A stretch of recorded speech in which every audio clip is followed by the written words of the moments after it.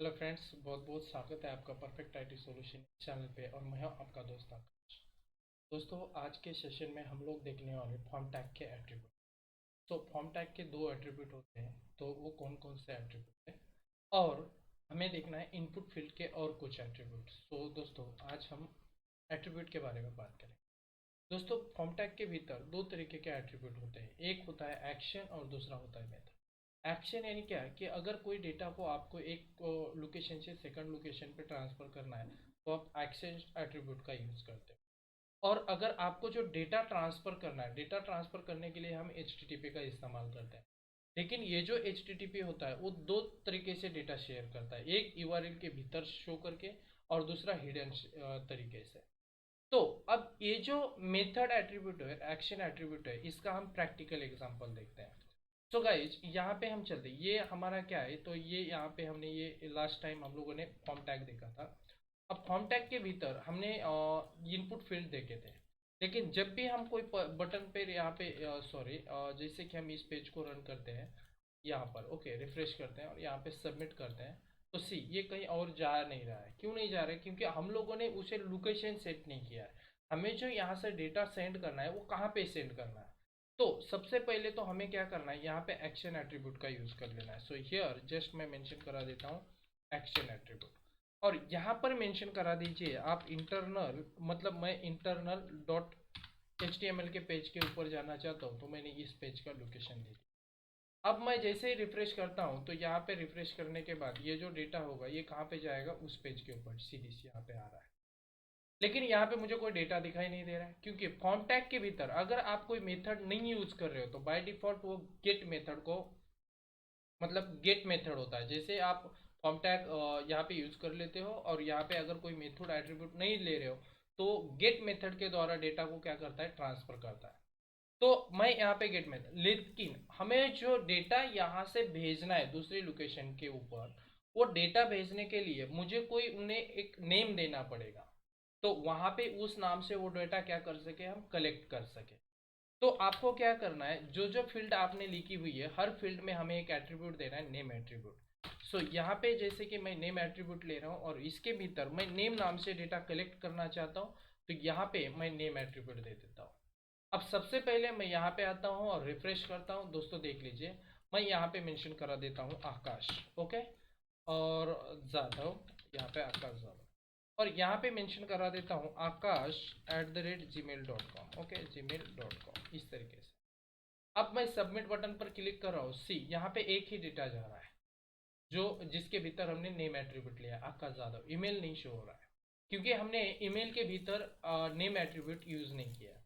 तो हमें क्या करना है, यहाँ पे नेम एट्रीब्यूट हमें ईमेल के भीतर मेंशन करना है।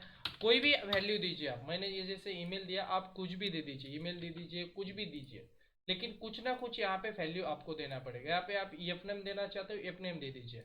आप यहाँ पे फर्स्ट नेम ईमेल देना चाहते हो, फर्स्ट नेम ईमेल दे दीजिए।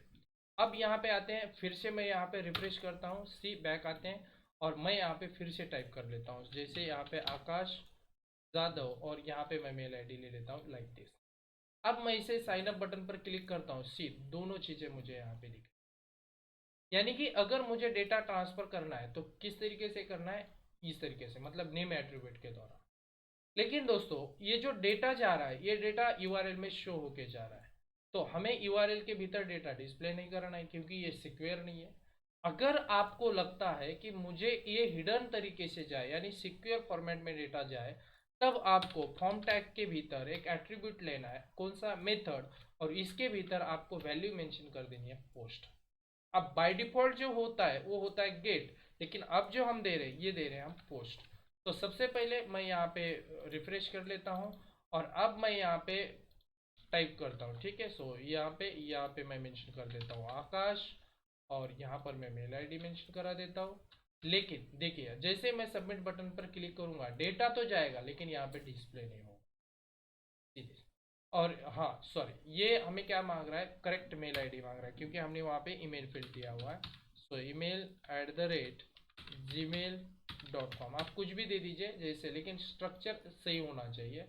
और अब सबमिट कर दीजिए, देख लीजिए ये सबमिट हो रहा है। लेकिन यहाँ पे एक चीज़ है, हम लोग अगर ऑब्जर्व करें तो यहाँ पे जो डेटा जा रहा है ये डेटा यहाँ से वहाँ जाने के लिए हमें नेम एट्रीब्यूट का इस्तेमाल करना है। लेकिन अगर कोई फील्ड में आप डेटा इनपुट नहीं कर रहे हो तब भी हमारा ये जो फॉर्म है ये सबमिट हो रहा है। जैसे कि मैं यहाँ पे इसे रिफ्रेश कर देता हूँ और अब सबमिट कर रहा हूँ तो सीधे फॉर्म सबमिट हो रहा है, लेकिन ये होना नहीं चाहिए। तो इसके लिए क्या करना है, तो इसके लिए गाइस यहाँ पे हमें एक एट्रीब्यूट यूज करना है रिक्वायर्ड।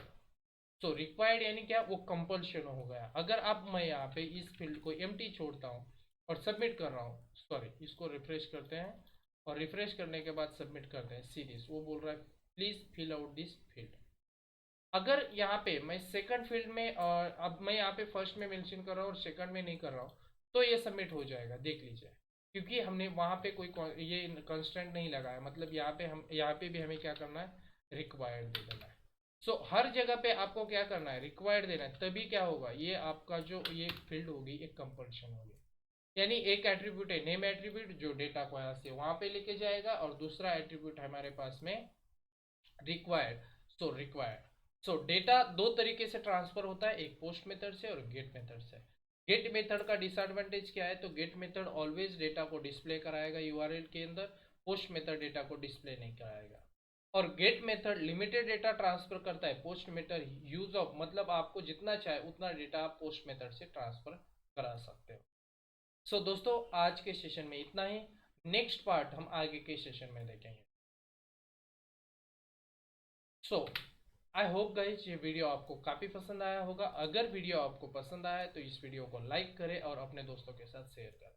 दोस्तों अगर आपके मन में कोई भी कंफ्यूजन है तो आप नीचे कमेंट करके पूछ सकते हैं। दोस्तों चैनल को सब्सक्राइब करना ना भूलें। शुक्रिया।